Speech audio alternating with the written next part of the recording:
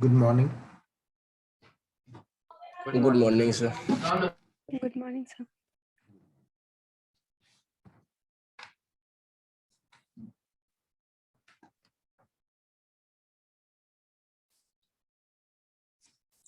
आज new chapter हम लोग स्टार्ट कर रहे हैं इंडियन कॉन्ट्रैक्ट एक्ट का। सेक्शन 10 में हम लोगों ने देखा था, क्या देखा था सेक्शन 10 में? Essence of contract. Essentials elements of a contract. एक कॉन्ट्रैक्ट को वैलिड होने के लिए सर्टेन एलिमेंट्स का होना जरूरी था। तो वहां पे हम लोगों ने देखा था लॉफुल कंसिडरेशंस। कंसिडरेशंस क्या होते हैं?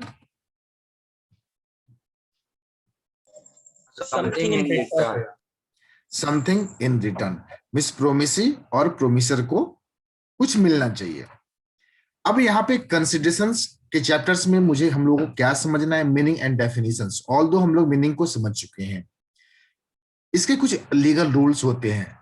जब भी हर बातों में जब भी मैंने देखा ऑफर होना है तो उसके लिए लीगल रूल्स है, वैलिड ऑफर होने के लिए, वैलिड एक्सेप्टेंस होने के लिए भी लीगल रूल्स थे। वैसे ही कंसिडरेशंस को भी वैलिड होने के लिए लीगल रूल्स हमें देखना पड़ेगा। और एक हम लोगों ने बात किया था नो कंसिडरेशंस नो कॉन्ट्रैक्ट, याद आया आप लोगों को? हम लोग बात किए थे। Yes, sir. एक हम लोगों ने फार्मूला डिराइव किया था, उस फार्मूला को कोई रिकॉल कर सकता है क्या?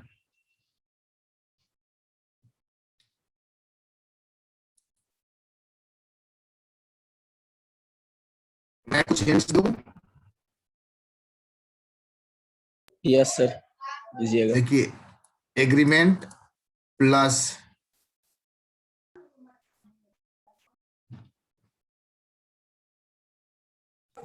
Enforceability by law. हाँ, नहीं तब तो कॉन्ट्रैक्ट हो गया। एग्रीमेंट, एग्रीमेंट में क्या था? एग्रीमेंट इक्वल टू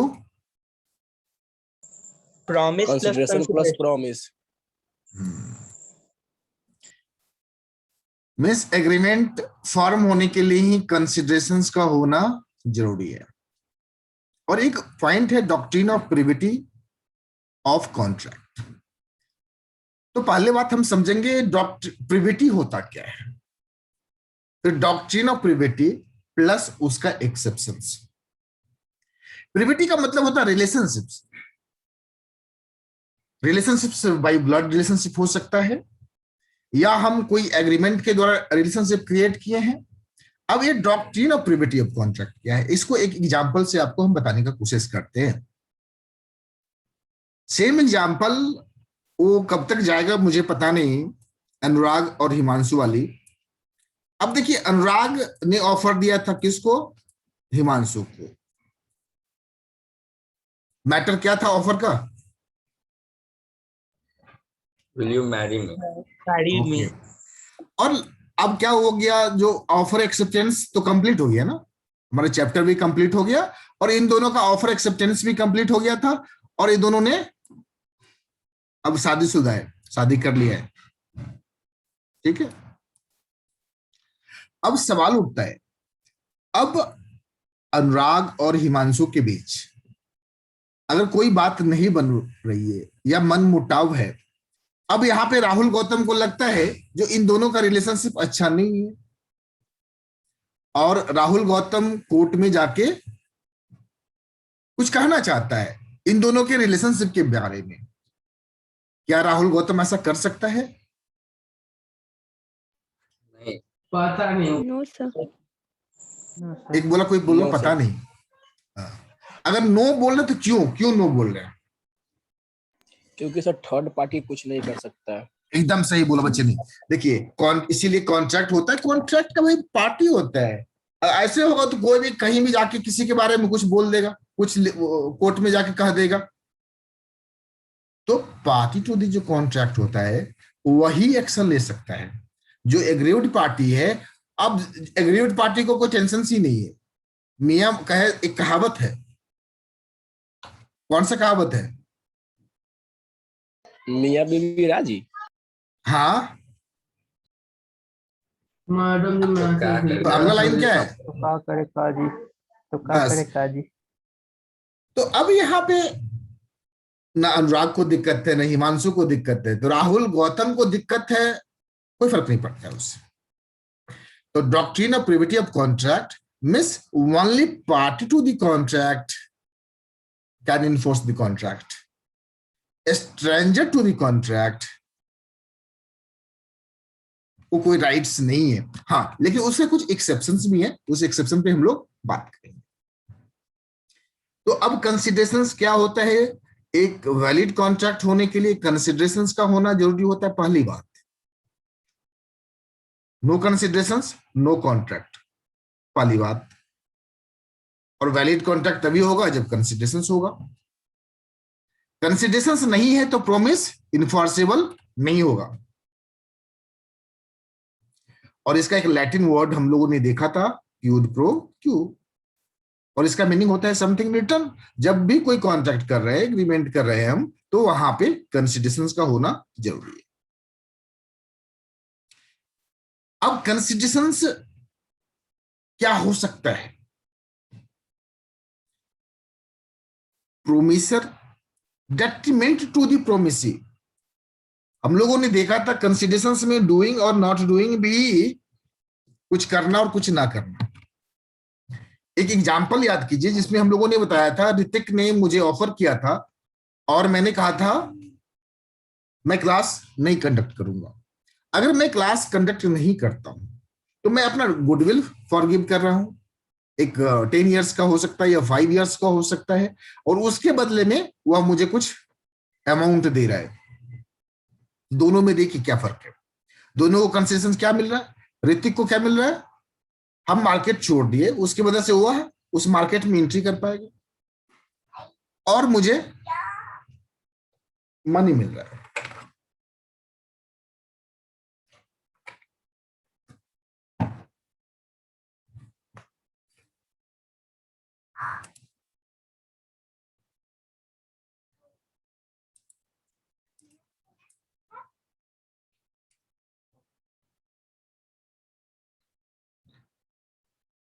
बेटा ग्रीन टी बोल दो तुम मम्मा को।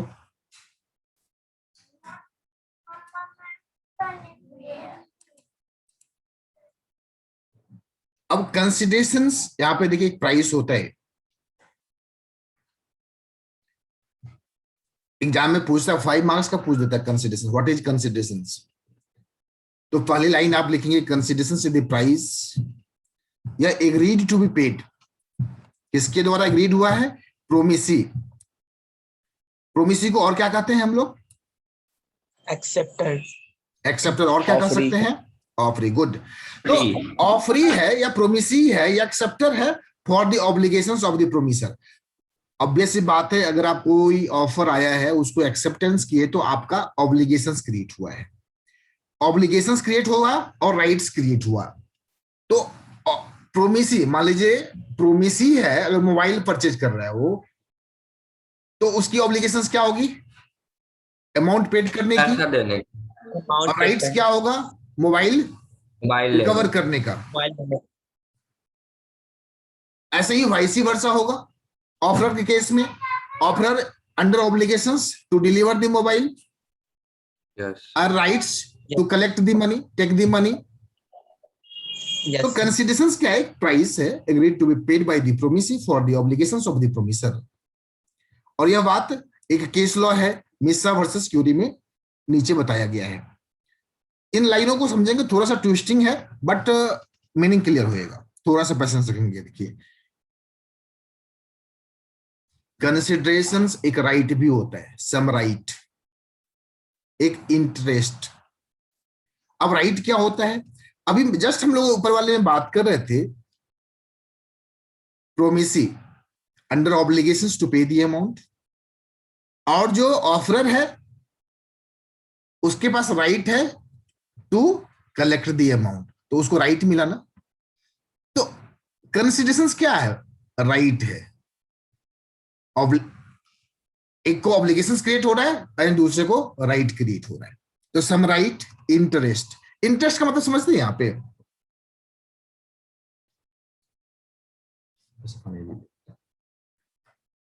एस बच्चों, रेस्पॉन्ड। सर ब्याज। नहीं, यहाँ पे ब्याज नहीं होगा, यहाँ पे हित होगा। बोलता है यार तुम्हारा क्या इंटरेस्ट है, बहुत इंटरेस्टेड हो इस मैटर्स में तुम, अक्सर अब थोड़ा बहुत मीनिंग समझ में आया। Yes, yes sir. Sir. Yes, sir. तो इंटरेस्ट, अब पहले वाले ही एग्जाम्पल में जो लिया, अब मोबाइल, ऑब्वियस सी बात है, जैसे ही अब यहाँ पे एक नाम ले लेते हैं, राहुल गौतम मोबाइल खरीद रहा है, यहाँ पे राहुल गौतम बायर है और आयुष जो है सेलर है, आयुष मोबाइल बेच रहा है। तो अब राहुल गौतम जैसे ही, अब राहुल गौतम को मोबाइल की जरूरत भी है, बच्चे को क्लास लेने में भी दिक्कत हो रही है, दादाजी से तुम मेरे को बात कराना, तो अब राहुल गौतम मोबाइल खरीदता है आयुष से और पैसा दे देता है। अब जैसे ही अमाउंट पेड करता है काउंटर पे, उसके पास राइट आ गया, इंटरेस्ट आ गया ना उसके मोबाइल में, उसका हित है ना, they are interested in such mobile because he is the owner of such mobile, he has paid for mobile. तो सम राइट होता है, राइट भी क्रिएट हुआ, इंटरेस्ट भी क्रिएट हुआ, प्रॉफिट और बेनिफिट। अगर AK-47 वाला एग्जांपल लीजिए, हिमांशु और अनुराग का, वहां से जो प्रॉफिट हुआ, दोनों मिलके बिजनेस कर रहे थे, ऑल्दो वह इलीगल था, इसके वजह से प्रॉफिट शेयरिंग नहीं कर पाए, लेकिन अगर वहीं पे मोबाइल का बिजनेस करते या बुक का बिजनेस करते, तो वहां से जो प्रॉफिट राइज होता वह शेयरिंग होता। तो कंसिडरेशंस राइट हो सकता है, इंटरेस्ट हो सकता है, प्रॉफिट हो सकता है, और benefit accruing to one party, मिस एक पार्टी को बेनिफिट एक्रू करने मतलब प्रॉफिट का मिलना या घटित होना। तो कंसिडरेशंस एक राइट होता है, इंटरेस्ट होता है, प्रॉफिट होता है। आगे बढ़ते हैं, फॉरबियरेंस, ये निगेटिव बात है, अभी तक हम पॉजिटिव बात कर रहे थे, राइट, इंटरेस्ट, प्रॉफिट और बेनिफिट। अभी फॉरबियरेंस, डेट्रीमेंट, लॉस, रेस्पॉन्सिबिलिटी। सिंपल सी बात है, कोई भी कॉन्ट्रैक्ट में अगर आपको राइट मिल रहा है तो कहीं ना कहीं ऑब्लिगेशंस भी, क्योंकि राइट के साथ ऑब्लिगेशन जाता है, ऑब्लिगेशन के साथ राइट जाता है। जैसे ही कॉन्ट्रैक्ट करते हैं, अगर आपको कोई राइट मिल रहा है तो ऑब्वियस सी बात है, you are under obligation to pay और व्हाट एवर। फॉरबियरेंस करने का मतलब परहेज करना, कंसिडरेशन मतलब सिर्फ मनी में, प्राइस में भी हो, ऐसा कोई बात नहीं है। इस एग्जाम्पल में हम ऋतिक का और मैं अपना एग्जाम्पल लेता हूं, मैंने परहेज किया, मैंने उन चीजों से दूर हो गया, उसके बदले में मुझे राहुल पैसा दे रहा है, तो मेरे लिए कंसिडरेशंस क्या है, मनी है, और राहुल के लिए क्या है, ऋतिक के लिए क्या है, मैंने फॉरबियरेंस कर दिया, मैंने परहेज कर लिया उस काम को करने से। डेट्रीमेंट, डेट्रीमेंट भी नुकसान होता है, लॉस भी नुकसान होता है। अब कोई एग्रीमेंट करेगा, अब एग्रीमेंट करने की वजह से वह कोई नुकसान टेक कर रहा है। मान लीजिए 1 करोड़ का प्रोजेक्ट है, उसमें वह कह रहा है 60% का शेयर है, और वहां उस प्रोजेक्ट में लॉस होता है। तो कंसिडरेशंस कोई जरूरी नहीं है जो राइट, इंटरेस्ट, प्रॉफिट में ही जाएगा। फॉरबियरेंस, डेट्रीमेंट, लॉस और responsibility given, suffered and undertaken by other promisee.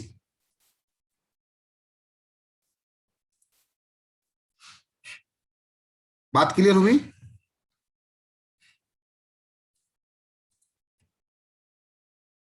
Yes sir. Okay, आगे आगे चलेंगे, इस चैप्टर कंप्लीट होने तक और भी मीनिंग क्लियर होंगे, बहुत सारे एग्जांपल हम लोग लेंगे। तो कंसिडरेशंस को सेक्शन 2 क्लॉज डी डिफाइन करता है। वही बात पुनः है,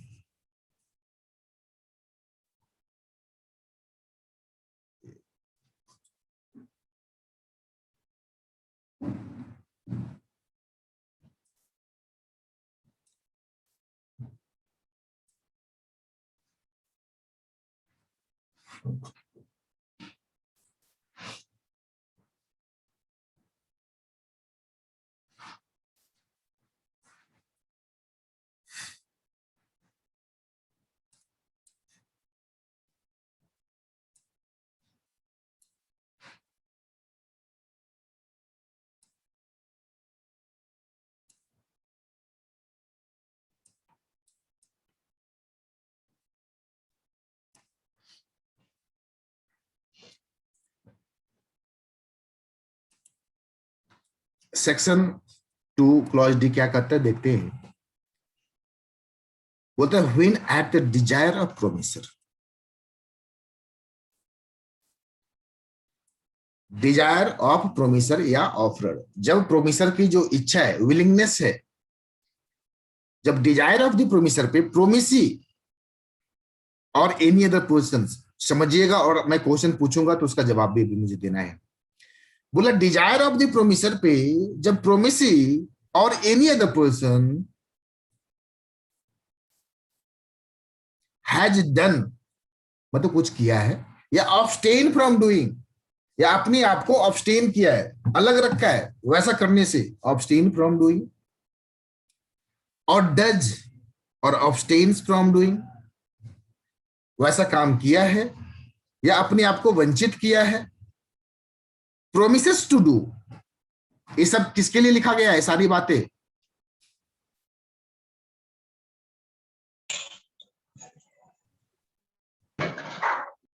abstain from doing या has done, does और abstains from doing, ये सारे वर्ड्स किनके लिए लिखे जा रहे हैं? ऑफरी के लिए। प्रॉमिस के बिल्कुल लिए। बिल्कुल सही, बिल्कुल सही, गुड।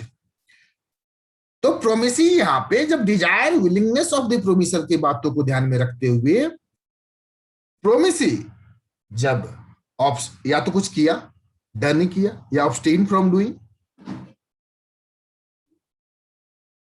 डूइंग समथिंग, तो ये जो सच एन एक्ट, कुछ करने का, या अब्स्टिनेंस परहेज करने का, is called the considerations for the promisee. अब सवाल उठता है consideration, A doing not doing, क्या पार्टी टू द कॉन्ट्रैक्ट या स्ट्रेंजर टू द कॉन्ट्रैक्ट भी कर सकते हैं?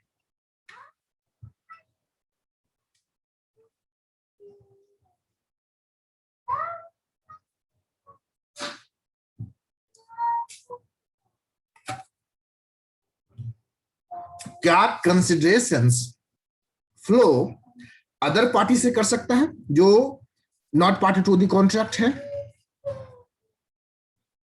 बच्चे बताइए, और थोड़ा सा अपना वीडियो भी ऑन कीजिए तो बच्चों लोग।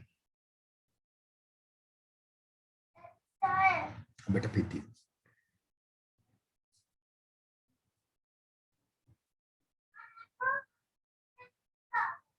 मेरा क्वेश्चन से आप लोग समझ पा रहे हैं? मैं पूछ रहा हूं क्या कंसिडरेशंस जो पार्टी टू द कॉन्ट्रैक्ट नहीं है, अब मोबाइल बेचने की बात हो रही थी और मोबाइल खरीदने का ही एग्जांपल लेते हैं, राहुल गौतम मोबाइल खरीद रहा था और आयुष मोबाइल बेच रहा था।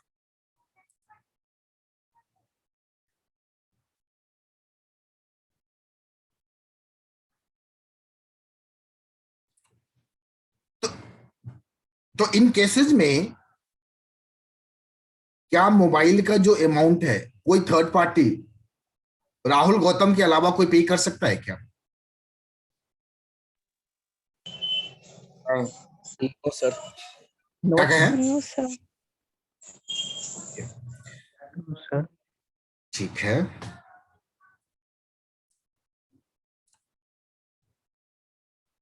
ऐसा क्यों लग रहा है, नो क्यों बोल रहे हैं आप लोग? सर क्योंकि वो कॉन्ट्रैक्ट राहुल गौतम के साथ किया, अगर राहुल गौतम उस कॉन्ट्रैक्ट को अगर मना कर दे तब दूसरा पार्टी आके उसको पेड कर सकता है। नहीं, दूसरा पार्टी सीन में कहां से आएगा? देखिए राहुल गौतम मना कर दिया तो कॉन्ट्रैक्ट वहीं पे खत्म हो गया, किसी थर्ड तो हाँ, उस थर्ड पार्टी के साथ कॉन्ट्रैक्ट होगा। लेकिन मेरे डियर फ्रेंड्स, मैंने चिल्ला चिल्ला के बोला था, और डिजायर ऑफ द प्रोमिसर, मतलब आयुष के प्रोमिसर, आयुष यहाँ पे प्रोमिसर था, तो कंसिडरेशंस प्रोमिसी और एनी अदर पर्सन्स, लुक इसलिए मैं बार बार बोल रहा था,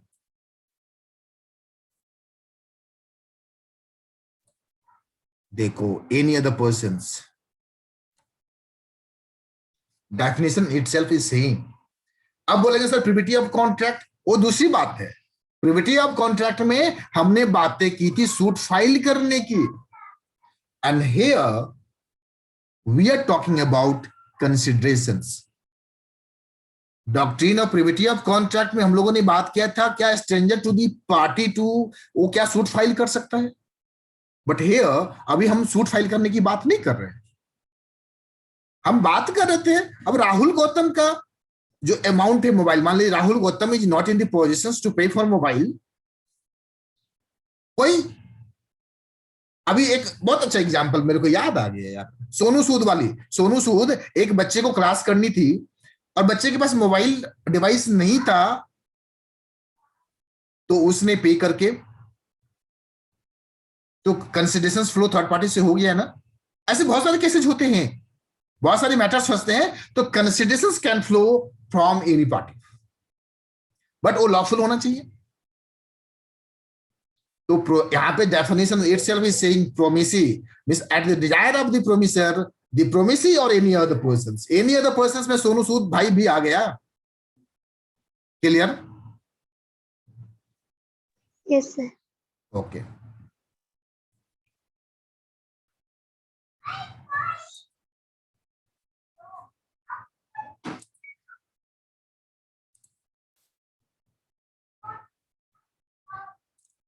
देखिए यहाँ पे एग्जाम्पल है, एग्जाम्पल जितना लेंगे उतनी मैटर कंसेप्ट क्लियर होगा। हम लोग शुरू से ही बात कर रहे थे doing something. Doing something consideration is an act, doing something कुछ करने का। एक एग्जाम्पल है यहाँ पे, अजय गारंटी देता है भुवन को, भुवन भी नाम है, for payment of price of the goods. जो Bhuvan wanted to sell on 1 month credit to Chaitanya. समझिएगा, यहां पे मैं आपके नाम से ही वाकिफ कराता हूं, अनुराग। अनुराग बंदा जो है सो गारंटी देता है। जो राहुल गौतम, अब पहले वाले एग्जाम्पल को कंटिन्यू करते हैं। देखिए राहुल गौतम को मोबाइल की जरूरत है,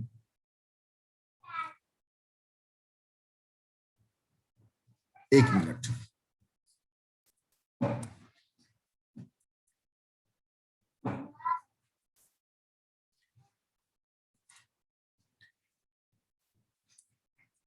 राहुल गौतम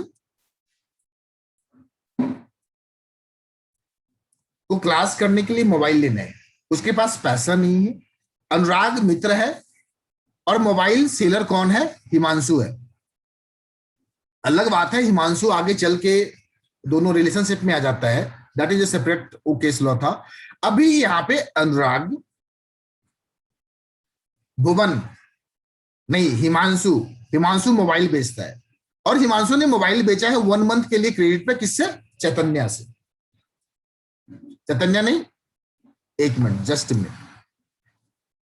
अनुराग हिमांशु को गारंटी देता है इस बात के लिए, हिमांशु ने क्रेडिट पे माल बेचा है, राहुल गौतम को मोबाइल दिया है।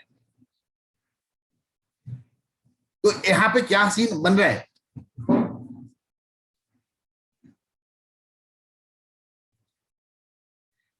अब केस लो समझ में आया ना क्या कह रहा है केस लो?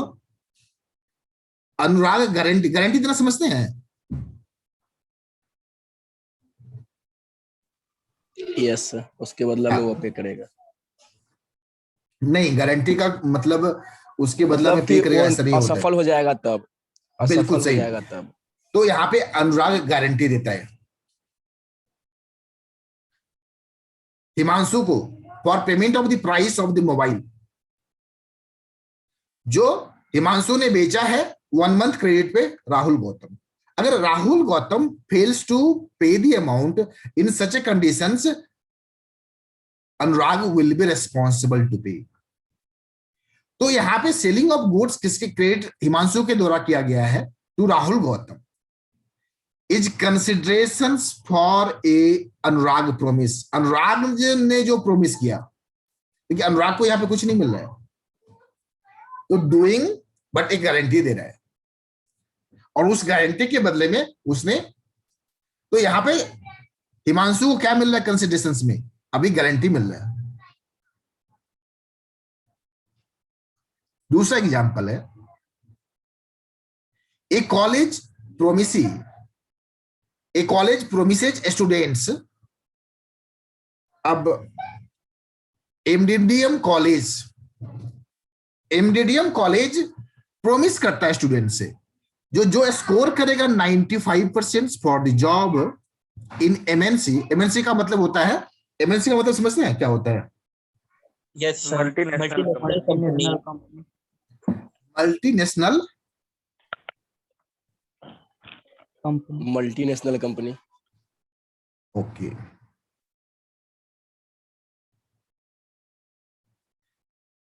ठीक है। मल्टीनेशनल कॉरपोरेशंस, अगर एमएनसी कंपनी में, एमएनसी किसको कहते हैं? Multinational company. ठीक है, मल्टीनेशनल कंपनी किसको कहते हैं?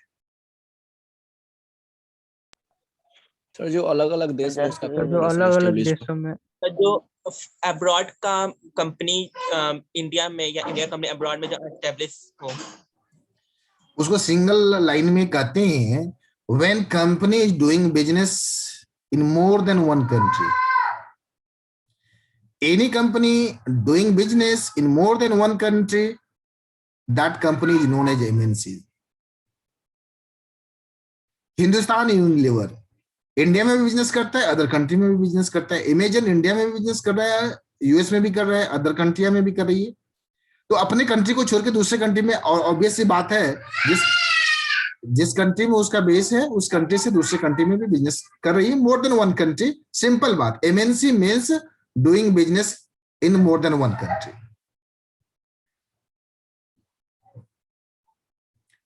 तो एमडीडीएम कॉलेज यहां पे प्रोमिस करता है अपने स्टूडेंट से, जो भी स्टूडेंट्स 95% मार्क सिक्योर करेंगे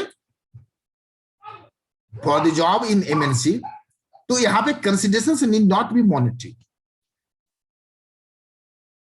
Here the promise for the recruitment of a candidate will be considered as considerations for the act of students scoring above 95%. तो considerations का मतलब always प्राइस ही नहीं होगा। अब यहाँ पे considerations need not be monetary। यहाँ पे promise for the recruitment, her candidate का promise करते recruitment will be considered as a considerations।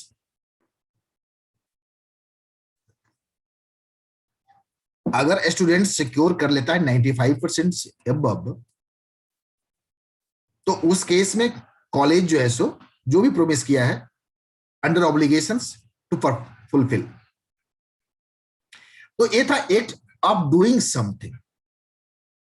सबसे बेस्ट एग्जांपल है डूइंग समथिंग में Carlill versus carbolic smoke ball company. उसने मेडिसिन को यूज कर लिया as per the instructions, general offer हो गया। यहां पे अब्स्टिनेंस है, मतलब परहेज करना, abstain from doing something. Abhishek promise करता है भारती को। भारती को पहचानते हैं आप लोग? कॉमेडियन है सो। हाँ हाँ हाँ। और अभिषेक? अभिषेक बच्चन। हाँ हाँ, Abhishek Bachchan, mister Abhishek Bachchan promises to Miss Bharti not to file a suit against him if Bharti would pay 1 lakh to Abhishek. Miss दोनों के बीच में किसी मैटर्स पे डिस्प्यूट रहा होगा, तो अभिषेक प्रोमिस करता है भारती से जो सूट हम फाइल नहीं करेंगे यदि भारती तुम मेरे को पे करते हो 1 लाख। तो यहां पे कंसिडरेशंस नॉट डूइंग समथिंग, और ऋतिक वाला एग्जांपल और मेरा वाला एग्जांपल, मतलब क्लास को नहीं कंडक्ट करना। तो here abstinence on the part of Abhishek. Abhishek ji बोल रहे जी ठीक है, तो अभिषेक जी सूट नहीं फाइल करेंगे, तो यहां पे भारती के लिए वही कंसिडरेशंस है, would constitute considerations against Bharti for payment of ₹1000 in favour of Abhishek. तो अभिषेक के लिए कंसिडरेशंस है 1 लाख रुपया, एंड भारती के लिए सूट का फाइल नहीं होना। एकदम समझिए, कंसिडरेशंस का मतलब ऑलवेज नहीं होता है जो मनी में ही ट्रांजैक्शंस हो, डूइंग और नॉट डूइंग। बहुत बढ़िया एग्जांपल है ये, बहुत बेस्ट एग्जांपल है।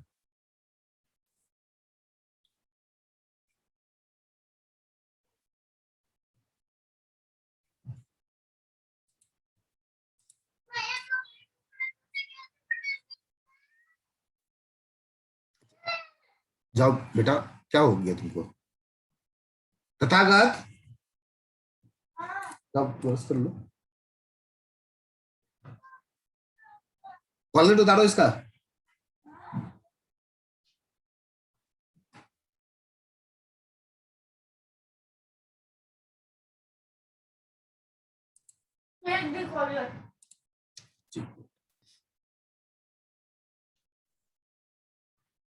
एक और एग्जांपल है नॉट डूइंग में।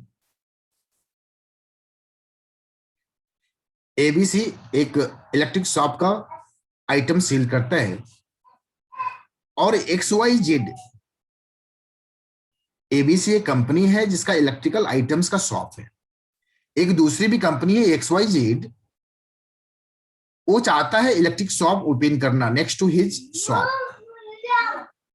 एबीसी ऑफर्स करता है 2 लाख रुपया to XYZ for shifting the same away from 1 kilometre of ABC shop. देखिए यह example similar to the example है ऋतिक और टीचर वाला। ऋतिक ने ऑफर किया 1 लाख रुपीज अगर हम for certain period of time certain city में क्लास कंडक्ट करना बंद कर देते हैं। तो मेरा अब्सटेन ही काफी है। यहां पे भी एबीसी कर रहा है, वह दुकान खोलना चाह रहा है XYZ के बगल में, और XYZ को बोल रहे हैं जो आप ऐसा करो, आप दुकान को 1 किलोमीटर से दूर ले जाइए तो हम आपको 2 लाख रुपया देंगे। सिमिलर सी बात है। तो कस्टमर का जो बेस है उसे एबीसी को बेनिफिट होगा।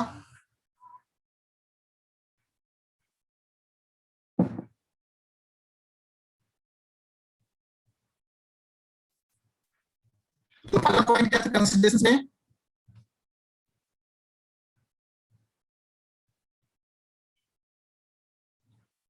कंसीडरेशन का फर्स्ट पॉइंट क्या था बाबू?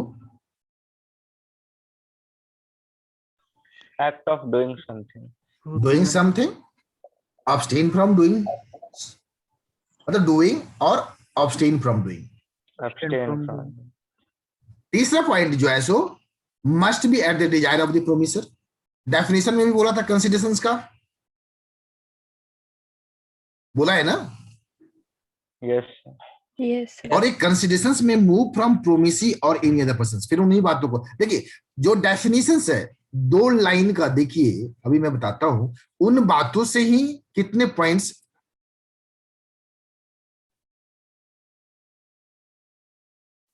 आवाज ब्रेक होके जा रही है क्या? सारे बच्चों को स्पष्ट है या ब्रेक हो रही है आवाज, साउंड? सर बीच बीच में थोड़ा ब्रेक सा हो break। जा रहा है। बीच बीच में ब्रेक हो जा रहा है। ओके, अब ब्रेक होगा तो मुझे बताएंगे। अभी ठीक है? Yes, Yes, sir. sir. Yes sir. Okay.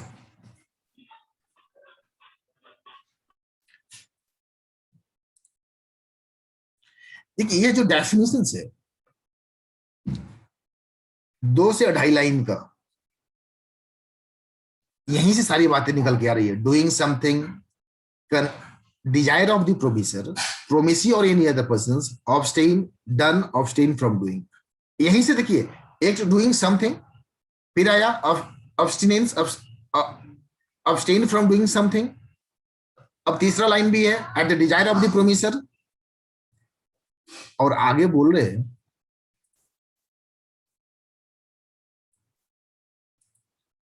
जहां पे हम लोगों को कंफ्यूजन हुआ था,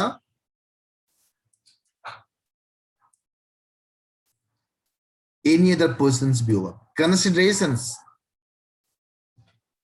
अगर इतनी बात याद रखेंगे, अक्सर एग्जाम्पल में पूछते, बोलेगा एबीसी के बीच में कॉन्ट्रैक्ट हुआ और सी ने आके कंसिडरेशन दे दिया, क्या वो वैलिड होगा? क्या वो वैलिड है? Yes, sir. यस तो सर। वैलिड है, sir. क्योंकि यहाँ पे सिंपल सा लिखा हुआ है फ्रॉम प्रोमिसी और एनी अदर पर्सन्स। कंसिडरेशंस में भी पास्ट, प्रेजेंट और फ्यूचर। इसका मीनिंग मेरे को समझाया कोई? कंसिडरेशंस में भी पास्ट, प्रेजेंट और फ्यूचर। कंसिडरेशन पास्ट का भी हो सकता है, अभी का भी हो सकता है, फ्यूचर के लिए भी हो सकता है। एग्जाम्पल से बताइए थोड़ा सा।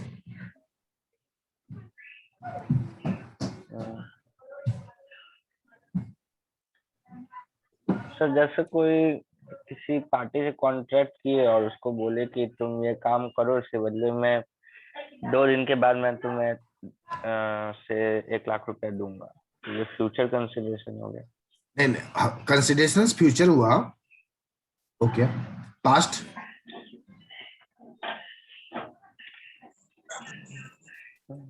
तो जैसे कि सर ये हो सकता काम 2 दिन बाद होने वाला हो, तो हम जो किसी पार्टी को बोलेंगे कि वो काम 2 दिन बाद होने वाला है, उसके लिए हम आज पैसा दे दिए उस 2 दिन बाद के लिए, तो वो पास थोड़ा कंसिडरेशन हो जाएगा। इसको एक एग्जांपल से हम आपको एक्सप्लेन करने का कोशिश करते हैं। देखिए, राहुल गौतम मेरे से 10th या 12th या फाउंडेशन पढ़ा, ठीक है, और ए अभी मेरे को पैसा नहीं दिया। राहुल गौतम ने क्लास कर लिया, बट फॉर एनी रीजंस उसने कंसिडरेशंस मेरे को नहीं दिया, और राहुल गौतम क्वालिफाइड हो गया, सीए बन गया। सीए बनने के बाद उसकी चेतना जागी और सोचा, अरे सर का तो हम फीस नहीं दिए थे, आज हम बढ़ गए, तो चलो सर को फीस पेमेंट करते हैं। वो और आके मेरे से एक प्रॉमिस कर गया, बोला सर आपका फीस मेरे यहाँ ड्यू है और मैं सर्टेन टाइम को पे कर दूंगा।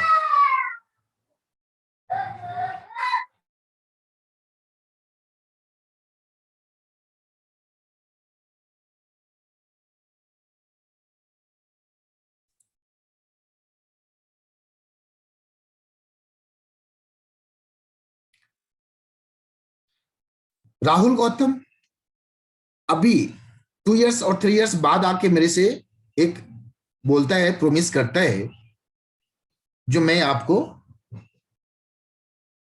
मैंने जो क्लास ली थी आपसे उसका पेमेंट करूंगा।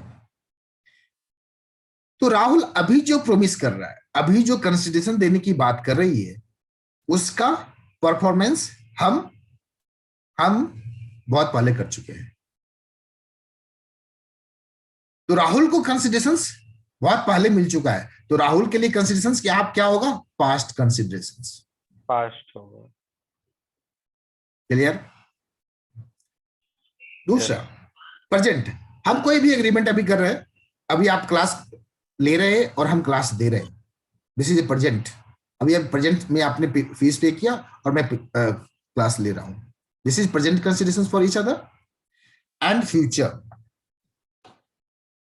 फ्यूचर कभी कभी क्या होता है, सर्विस फुल अवेल हो जाने के बाद, मींस फुल सर्विस प्रोवाइड हुआ, उसके बाद पेमेंट आया, तो एक तरफ मान लीजिए आपके लिए कंसिडरेशन क्या हो गया, हमने तो आपको एट प्रेजेंट कंसिडरेशन दे दिया, बट आप फ्यूचर में पेमेंट करेंगे। तो एक पार्टी के लिए फ्यूचर कंसिडरेशन हो गया, क्योंकि फीस बाद में आएगी। तो कंसिडरेशन बोथ पार्टी को फ्लो होता है, ऐसा नहीं है single party doing not doing anything, Dzire of the promisor. तो कंसिडरेशंस में भी पास्ट, प्रेजेंट और फ्यूचर भी हो सकता है। या दूसरा प्रॉमिस करता है, राहुल गौतम ही यहाँ पे प्रॉमिस करता है, बोलता है सर अभी आप क्लास मुझे ले लीजिए, मैं बाद में पैसा दूंगा, फ्यूचर में दूंगा। अभी की क्लास के लिए वह मुझसे प्रॉमिस करता है, sir right now I am unable to pay you, please consider me, I will pay you after 3 months। तो ये जो प्रॉमिस किया आफ्टर 3 months, तो मेरे लिए क्या होगा, संस्था के लिए फ्यूचर कंसिडरेशंस, मींस फ्यूचर में पेमेंट आएगा, but he is availing the service in present. तो आई थिंक एक क्लियर हो गया पास्ट, प्रेजेंट और फ्यूचर। Yes sir.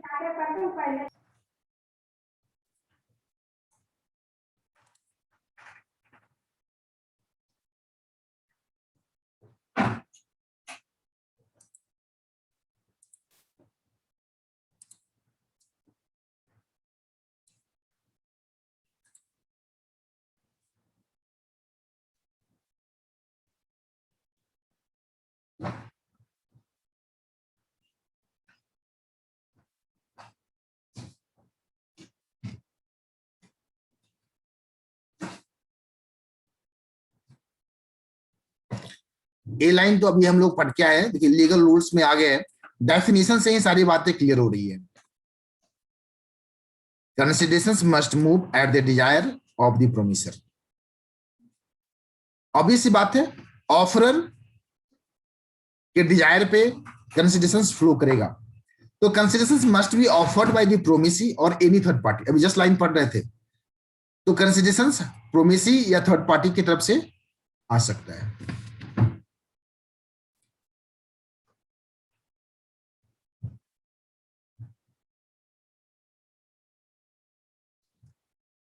कंसिडरेशंस में मूव फ्रॉम प्रोमिसी और एनी अदर पर्संस। इन चीजों को एक्सप्लेन करने की जरूरत है?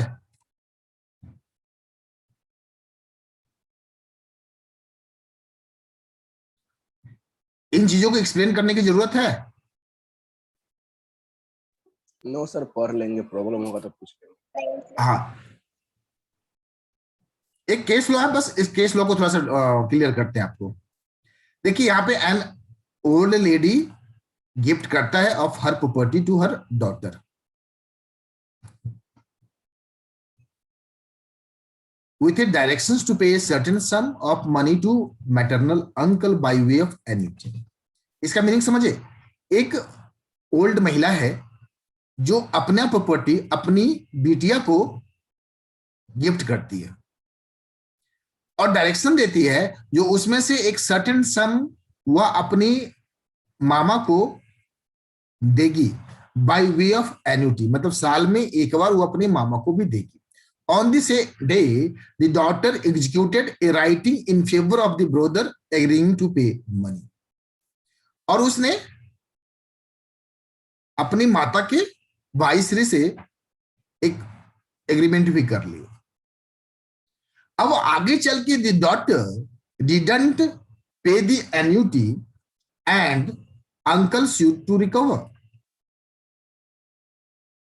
तो यहां पे दिया गया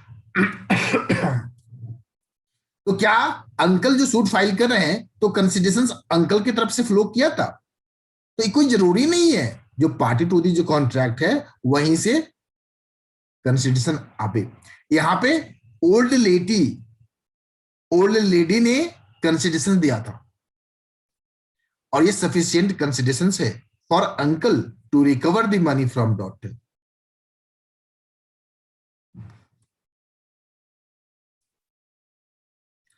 तो considerations may flow from the same persons or any other persons। Beneficiary other persons हो सकता है।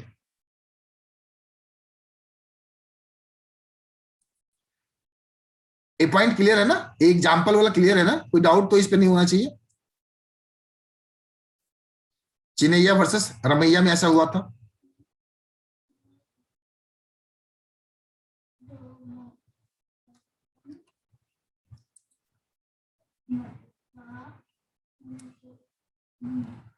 बेटा अभी क्लास ले रहे हैं यार, तो क्या करके रखे हो आज समझ में नहीं आ रहा है।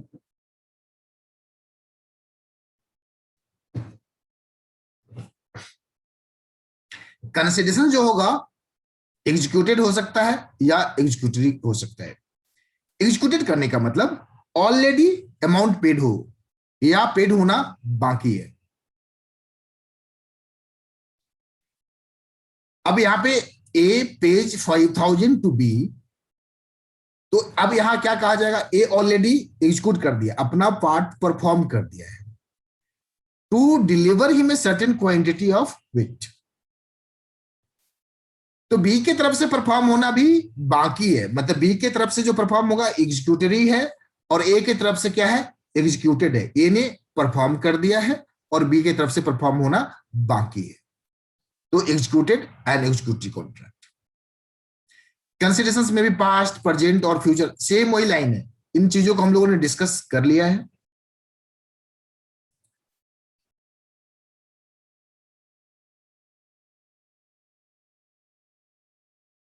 देखिए दो केस लॉ है, इस पे हम लोग बात करते हैं।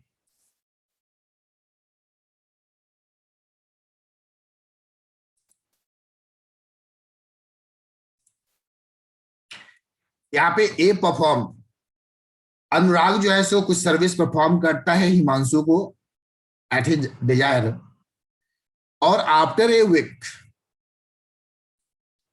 B Miss Himanshu promise to compensate Anurag मैंने जो एग्जांपल दिया था राहुल गौतम वाला, राहुल गौतम क्लास करके चला जाता है और 1 साल के बाद उसको याद आता है और आके वो प्रोमिस करता है जो हम उस समय का पैसा पेड करेंगे। तो क्या था, ये पास्ट कंसिडरेशंस था।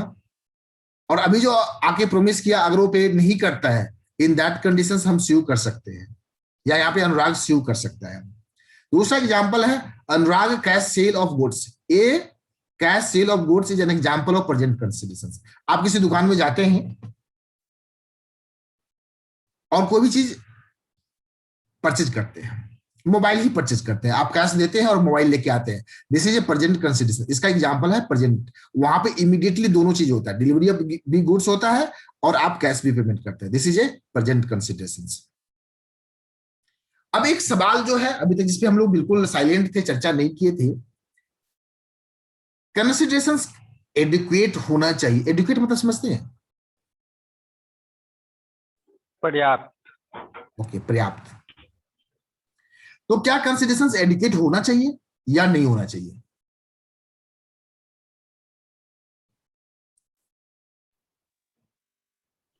सर हो भी सकता है, नहीं भी हो सकता है। ओके, तो कंसिडरेशंस का एडिक्वेट होना कोई जरूरी नहीं है।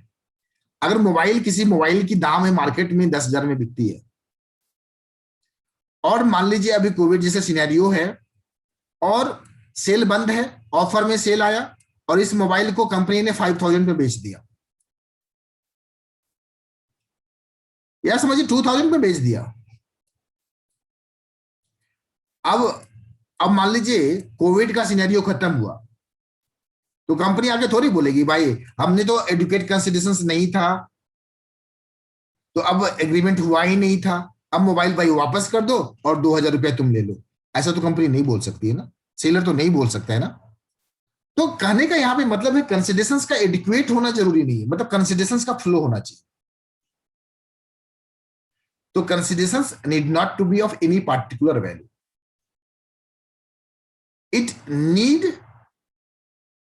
it need not be approximately of equal value, but it must be something। 2,000 रुपया जिसको लॉ रिकॉग्नाइज करता है हैविंग सम वैल्यू। और अक्सर मार्केट में ऐसा होता है, जो सेल लगती हैं, जो आप नॉर्मल कंडीशंस में जब जाएंगे तो उसका दाम होता है 10,000 रुपया, जब सेल लगता है तो 2,000 में मिलता है, 3,000 में मिलता है, 4,000 में मिलता है, स्टॉक क्लियरेंस या फॉर एनी अदर रीजंस। तो कंसिडरेशंस का एडिक्वेट होना कोई जरूरी नहीं है, उसका कानून की दृष्टि में कुछ वैल्यू होना चाहिए। Law would regard having some value, something in return. जैसा कि हम लोग शुरू से ही देख रहे हैं, कंसिडरेशंस का मतलब होता ही है quid pro quo, something in return. ये नहीं बोल रहा है full in return, something in return. Equal to something नहीं होना चाहिए।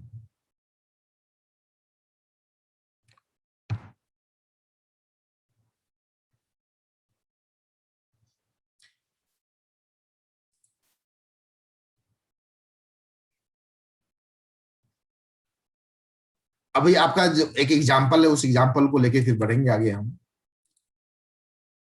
आपका एग्जाम्पल इसलिए कवर कर दे रहे हैं क्योंकि बच्चे ऐसे होते हैं जो, मैंने एग्जाम्पल दिया बट उनको लगे सर तो ऐसे ही यूं एग्जाम्पल उठाया था, मैंने मोबाइल वाला एग्जाम्पल उठाया बट यहाँ पे हाउस वाला एग्जाम्पल है। एक्स प्रोमिस करता है अपनी घर को बेचने के लिए जिसका वैल्यू है 6 लाख और वह 1 लाख में बेचेगा। तो क्या 5 साल बाद उस एग्रीमेंट को खारिज कराया जा सकता है, उस सेल डीड को? नहीं। On the basis of adequacy of considerations? No, क्योंकि कंसिडरेशंस एडुकेट होना जरूरी नहीं है, कंसिडरेशंस का फ्लो होना चाहिए। और इन एडुकेट कंसिडरेशंस के बेस पे किसी भी एग्रीमेंट को हम वॉइड करार नहीं दे सकते हैं। हाँ, अगर कंसिडरेशन जो फ्लो किया है, अगर वहां पे जो इन एडुकेट कंसिडरेशंस है, अगर रीजंस है कोर्सन या अनड्यू इन्फ्लुएंस, फ्रॉड, मिसरिप्रेजेंटेशंस, तब आप वॉइडेबल कर सकते हैं। बट अगर कंसिडरेशंस इनएडुकेट इन कारणों से नहीं है, परिस्थिति के कारण से, अभी बहुत सारे को पैसे की जरूरत होगी, बहुत सारे लोग बहुत कुछ बेच रहे होंगे इन इमरजेंसी केस में, तो ऐसे इनएडुकेट कंसिडरेशंस भी चलेगा।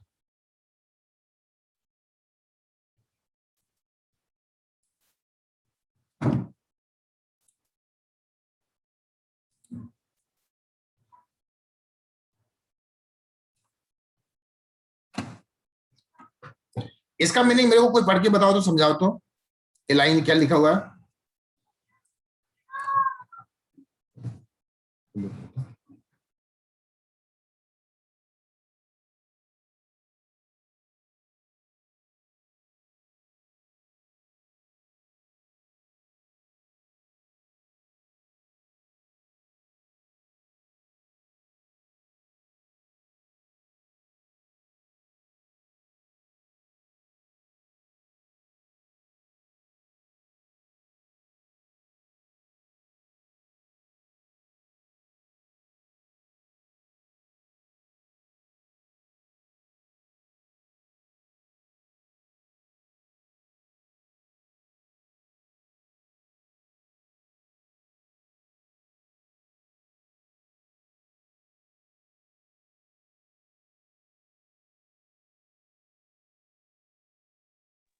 सर नहीं समझ में आ रहा।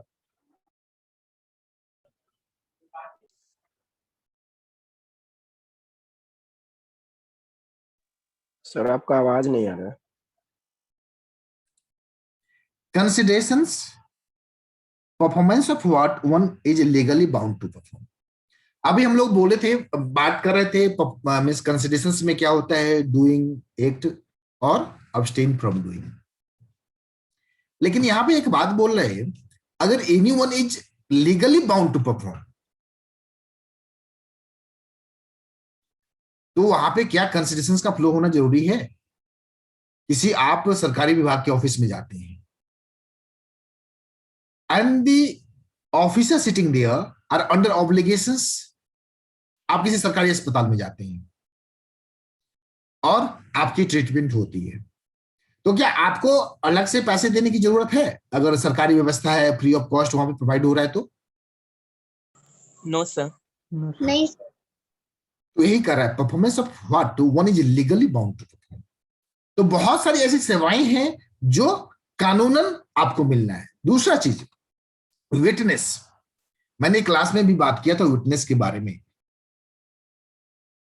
विटनेस गवाही, किसी भी केस में जो विटनेस होता है उसे गवाह देना होता है, और वह विटनेस बोलता नहीं है मुझे पैसा मिलेगा तो मैं गवाही दूंगा, अदरवाइज नहीं दूंगा। तो क्या यह लीगल है? No sir. No sir. No sir. तो विटनेस इज, मैंने लास्ट क्लास में ही बताया था या 2-3 क्लास पहले बात किया था, जो विटनेस अगर कोर्ट में पेश नहीं होता है on the summon by the court, तो कानूनी एक्शन उसके ऊपर लिया जाता है, because he is under obligations. उसकी एक लायबिलिटी आ गई। आप जैसे ही किसी भी केस में विटनेस बनते हैं तो आपको जाके वहां पे विटनेस बॉक्स में खड़ा के आपकी बातों को रखनी है। अब the considerations must not be the performance of existing duty. अगर आपकी एग्जिस्टिंग ड्यूटी है उसके लिए कंसिडरेशंस का कुछ होना ही जरूरी नहीं है। तो किसी भी performance of an act by person who is legally bound to perform, जो लीगली बाउंड टू परफॉर्म है, तो वहां पे the same can not be considerations for a contract. उसके लिए मान लीजिए आप विटनेस देते हो और उसके लिए मेरे से पैसा मांगते हो, बोलते हो भाई हम तो विटनेस दे रहे हैं आपको, तो कंसिडरेशंस फ्लो कर रहे हैं। अब भाई वो आपका लीगली ड्यूटी है, वह जो आप कार्य कर रहे हो ना, that is you are legally bound to do. तो उसके बदले मेरे से कंसेशन जाएगा, आप उम्मीद मत करो। Hence a promise to pay to money to a witness is void. अब इसको एक एग्जांपल से बात करते हैं। हिमांशु और अनुराग दोनों रिश्ते में थे और एक सर्टेन पीरियड के बाद दोनों के बीच में डिस्प्यूट हो गया, दोनों में मारापिटी हो गया और वहां पे राहुल गौतम विटनेस बना। अब राहुल गौतम विटनेस बना, राहुल गौतम अब बात कर रहा है इन लोगों से, जो भाई हमने जो देखा है हम सही सही बात तभी बोलेंगे, या किसी को बोला जो तुम्हारे फेवर में तभी बोलेंगे जब तुम हमको 25,000 रुपीज दोगे। और ये दोनों बच्चा बहुत सियाना था, इन दोनों ने बोला ओके डन डन, विटनेस करा लिया कोर्ट से और एग्रीमेंट भी कर लिया था राहुल गौतम के साथ, और बाद में चल के वो पैसा देने से मना कर देता है।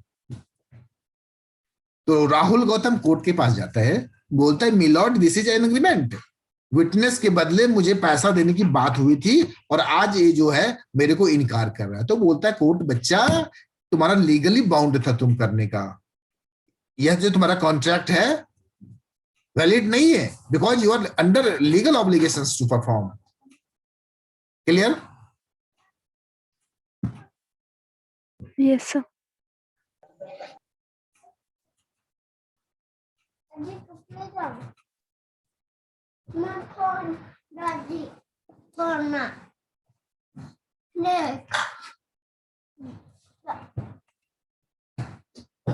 अब अगला लाइन बोलते हैं कंसिडरेशंस जो होना चाहिए रियल होना चाहिए, इल्यूजरी नहीं होना चाहिए। इल्यूजरी समझते हैं? इल्यूजन, हाँ, कल्पनाएं। हाँ, वो कुछ वैल्यू होना चाहिए। आप चांद से तारे लाने का बात नहीं कर सकते कंसिडरेशंस में। जिसका लीगली और फिजिकली इम्पॉसिबल अगर होगा तो it is not a considerations. अगर आप वादा करते हो ट्रेजर बाई मैजिक, या जो डेड पर्सन है उसको आप जिंदा कर दोगे, ये सारी बातें क्या इल्यूजरी है? पॉसिबल है क्या जो मर गया हुआ जिंदा हो सकता है? यह सब तो क्या होता है मूवी में होता है ना, जो या फिर सतयुग में होता था, सती सावित्री को याद कीजिए। यस अभी कलयुग में सब तो पॉसिबल नहीं है। तो अभी हम लोगों ने लीगल रूल्स या कंसिडरेशंस को वैलिड होने के लिए, मतलब उन तथ्यों को समझा, उन एलिमेंट्स को हम लोगों ने देखा। अब हम बात करेंगे, अच्छा अभी तक के टॉपिक को लेकर किसी को डाउट है क्या? अभी तक हम लोगों ने जितनी भी बातें की उसको लेकर कोई डाउट है क्या? नहीं है सर। नहीं है। एनी स्टूडेंट्स कोई भी डाउट है तो पूछ सकते हैं, कोई डाउट नहीं है ना? कोई भी मतलब कंफ्यूजन नहीं है ना? सर 7th पॉइंट से ऊपर में था। 7th पॉइंट क्या है? 7th पॉइंट में क्या लिखा हुआ? रियल वाला? Consideration must not, no sir, 6 के बाद वो 6 था 7, consideration must not be unlawful, immoral हाँ। और अपोज टू द पब्लिक। अच्छा ये पॉइंट मैं स्किप कर गया क्या? Yes sir. लेकिन मैं तो बात इसका एक बहुत सारा कंसिडरेशंस, ओके 7th मेरे में तो 6 7th 8 सर सर 8 नंबर है 8th वो है। नंबर अच्छा। लास्ट। एग्जाम्पल कीजिए, unlawful, immoral, oppose to public policy. अब राहुल गौतम, मैं सेंटर पे बैठा था और ऋतिक को जाके पीट दिया। मैं बोला तुम्हारा फीस हम माफ कर देंगे, तो अनलॉफुल हो गया ना, इमोरल हो गया ना। दूसरा चीज, आप क्राइम, किसी को किडनैप करने के लिए पैसे की देने की बात करते हैं, या कुछ जो चीजें हैं पब्लिक पॉलिसी। अभी मान लीजिए कोविड-19 के सिनेरियो में ब्लैक मार्केटिंग हो रहा है, होर्डिंग हो रहे हैं, 1 रुपए का सामान 10 रुपए में कॉन्ट्रैक्ट हो रहा है, तो that is oppose to public policy. और जो भी पकड़ा जा रहा है अभी उस पर सख्त कानूनी कार्रवाई की जा रही है। देखिए जनता के हित और जनता के अगेंस्ट में जाके कोई भी काम करेंगे आप। अभी देखिए एक बिहार में एक एम्बुलेंस का घटना मालूम हुआ है आपको? यस सर, उस पर बालू लोड हो रहा था। बालू लोड हो रहा था, और भी कुछ चीजें थी। मतलब बिहार में एम्बुलेंस की त्रासदी है, मतलब लोग रिक्शा से अपने पेशेंट को कैरी कर रहे हैं, डेड बॉडी को किसी अन्य माध्यम से कैरी कर रहे हैं। और हमारे बिहार राज्य में जो है सो 20 या ऐसे कुछ नंबर्स हैं, नए एम्बुलेंस ड्राइवर के अभाव में दलील देके रखा हुआ है, मतलब यूज में नहीं रखा गया है। यस सर, इतनी बड़ी बोल रहा बात है। ड्राइवर नहीं मिल रहा। ड्राइवर आज के बिहार में ड्राइवर तो 50,000 ड्राइवर मिलेगा अभी बिहार में। वैकेंसी निकाल ले पप्पू सरकार यादव एक बोला बार। है सर, पप्पू यादव बोला है, हम भेज रहे हैं ड्राइवर, आप रेडी वो तो लेके मीडिया के सामने ट्रेलिंग कराया ही है। तो public policy considerations must not be unlawful. AK-47 से कुछ काम करने का या इमोरल, वैसे बेटी जैसे कुछ अपोज टू पब्लिक पॉलिसी, ये सारी चीजें जो है सो आपका नहीं होनी चाहिए कंसिडरेशंस में। एक एग्जांपल देखिए, बहुत सारे एग्जांपल है। एक ABC limited promise to give job to mister X in a government bank against payment of 50,000। हाँ, बहुत अच्छा एग्जांपल है। पैसा लेके किसी को पास कराना एग्जाम। मान लीजिए मैं टीचर्स, मैं बोलता हूं मेरे को 25,000 दो तो मैं CA फाउंडेशन पास करवा दूंगा। ये क्या है? Oppose to public policy. मतलब किसी को पास कराना, पैसे से फेवर दिलाना, मतलब कहीं ना कहीं हम जो है सो दूसरे के साथ अनहित करेंगे। और कल के दिन में मान लीजिए आज प्रोमिस करते हैं हम और आपको पास भी करा देते हैं, आप पैसा नहीं देते हैं, तो हम कोर्ट नहीं जा सकते। अगर कोर्ट जाते हैं तो बदले में मैं अंदर जाऊंगा। समझ रहे हैं ना? तो considerations must not be unlawful, immoral और oppose to public policy. Okay,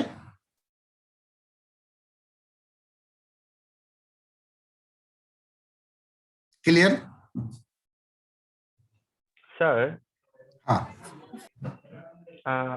अगर आप कोर्ट में जाएंगे तो आप पे कानूनी कार्रवाई होगा, तो इस केस में मेरे पे कानूनी कार्रवाई नहीं होगा क्योंकि हम भी तो अनलॉफुल काम किए हैं। देखिए अब इन बातों पे नहीं जाइए आप। इन बातों के लिए तो IPC की लॉ पढ़ना पड़ेगा, कोड ऑफ क्रिमिनल प्रोसीजर पढ़ना होगा, बहुत सारे कानून हैं। अभी हमें समझना था इमोरल क्या होता है, वो हम समझाए। ठीक है, कानून तो बॉस इतने पेजेस हैं, इतने केस लॉज हैं, उनको क्यों समझना चाह रहे हैं भैया? अभी तो हमें आपको समझाना था, क्या समझाना था? इमोरल क्या होता है, अपोज टू पब्लिक पॉलिसी क्या होता है, वो समझा दिए हम। वहीं पे IPC की इंडियन पेनल कोड तो नहीं पढ़ रहे हैं ना अपने। ऑब्वियस सी बात है, क्राइम आप में आप भी इन्वॉल्व है तो आप पे भी तो होगा ही, और होता ही है। बहुत सारे केसेस में ऐसे होते हैं जो एक इन्वॉल्वमेंट की वजह से कई सारे लोग उस केस में फंसते चले जाते हैं। मान लीजिए बहुत सारे घोटाला होता है, कोल घोटाला है या फिर जिस तरह की भी चीजें हैं, तो एक दूसरे तो इन्वॉल्व होंगे। वो तो सिंपल सी बात है, वो other procedures code of law है, उसके माध्यम से उस पर तो रेगुलेशंस हो गई। Okay okay sir. अभी हम लोग प्रिविटी ऑफ कॉन्ट्रैक्ट के बारे में पढ़ना चाह रहे हैं। Suit by a third party to a contract. देखिए कंसिडरेशंस का फ्लो थर्ड पार्टी से हो सकता है, कंसिडरेशंस में flow from third party, but क्या थर्ड पार्टी सूट फाइल कर सकता है, इस पे हम चर्चा करते हैं।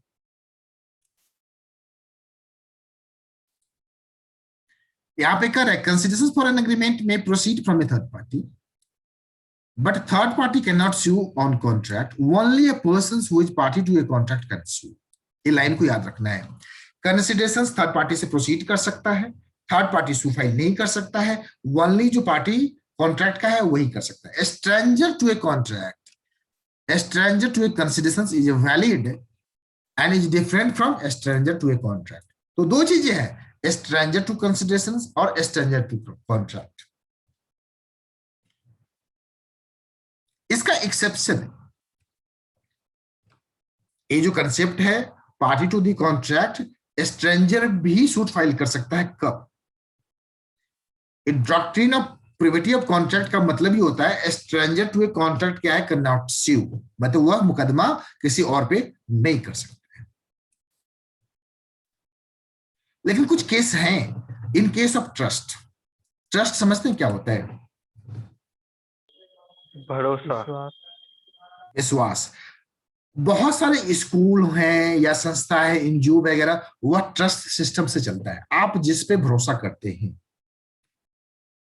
तो वह व्यक्ति although he is not beneficiary, मान लीजिए किसी स्कूल का कोई ट्रस्ट है और उस ट्रस्ट इस स्कूल के अगेंस्ट में कुछ भी अनलॉफुल चीजें हुई है, तो ऑल्दो जो ट्रस्टी है वो पार्टी नहीं है, फिर भी वो उन राइट्स को जो है उसको इन्फोर्स करने के लिए वह सूट फाइल कर सकते हैं। A beneficiary can enforce his rights under the trust though he was not a party to the contract.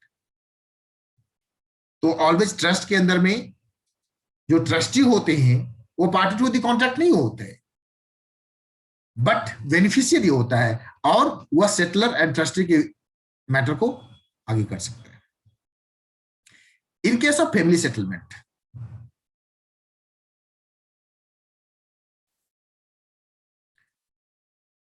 इस केस को समझिएगा। फैमिली सेटलमेंट होता क्या है इसमें?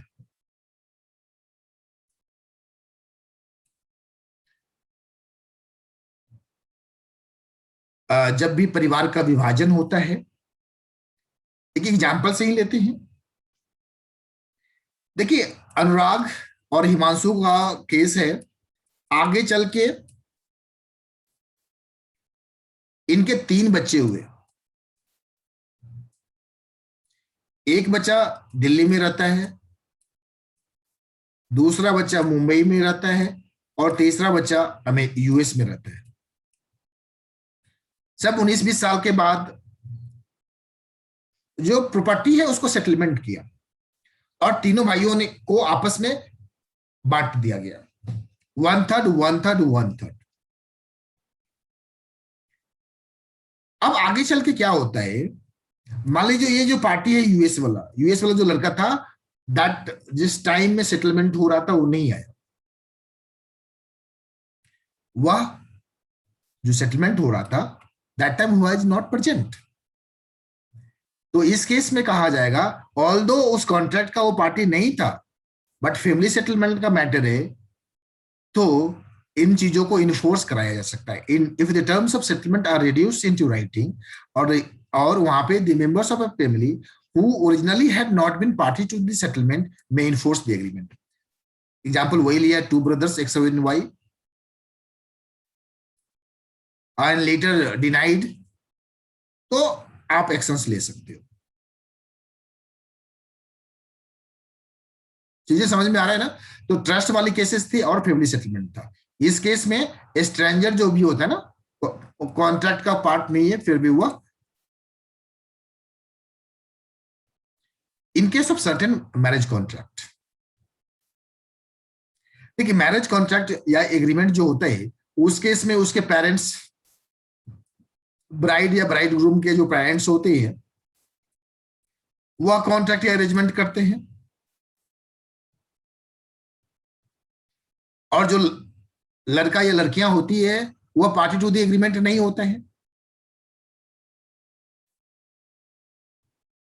बट वो बेनिफिशियरी है, तो ही और सी में इन्फोर्स द मैटर। यहां पे एग्जांपल देते हैं, mister X wife deserted him for ill treating her.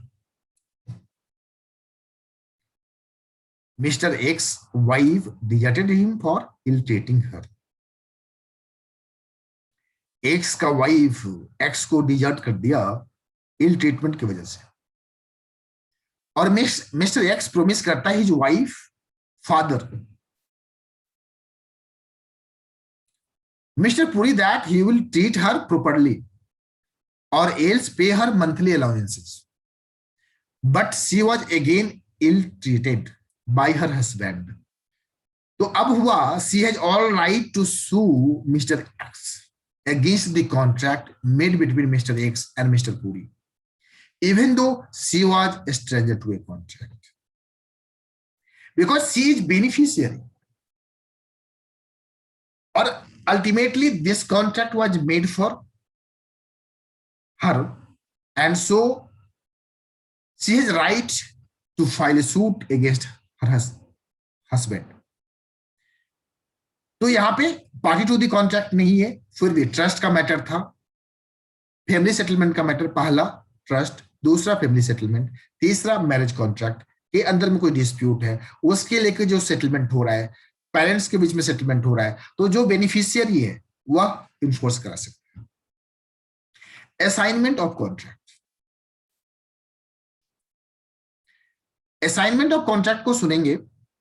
Assignment मतलब समझते क्या होता है? What is assignment?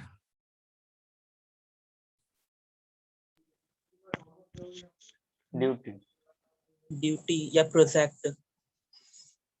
Okay. Assignment का एक और भी मीनिंग होता है किसी को कुछ सुपुर्द करना, असाइन करना, मतलब ड्यूटी को असाइन किया जाता है, मतलब किसी की कर्तव्य को, मान लीजिए जब भी कोई ऑफिशियल एक ट्रांसफर होता है और दूसरा जब ज्वाइन करता है तो वहां पे ड्यूटी असाइन किया जाता है उसको। बट यहाँ पे असाइनमेंट ऑफ कॉन्ट्रैक्ट के बारे में बात कर रहा है, असाइनमेंट ऑफ कॉन्ट्रैक्ट। एक एग्जाम्पल से इसको बहुत बढ़िया से हम समझाते हैं असाइनमेंट क्या होता है, और आगे चल के असाइनमेंट आपके लाइफ में आता रहेगा।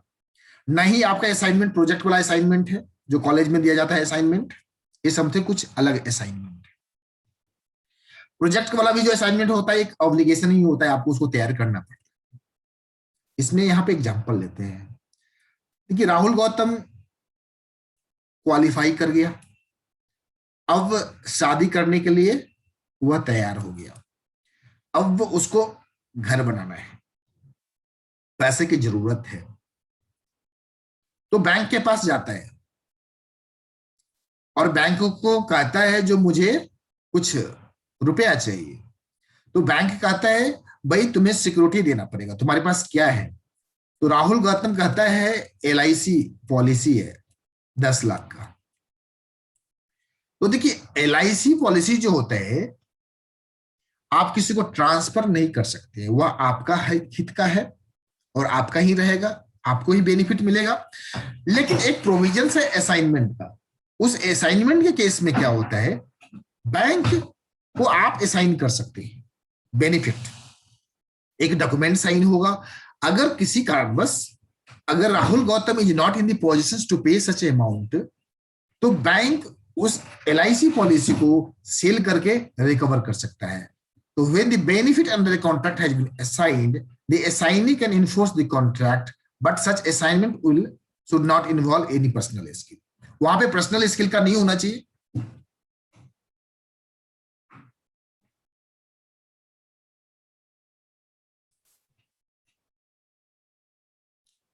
और अगर कोई एक कविनेंट का मतलब होता है एग्रीमेंट,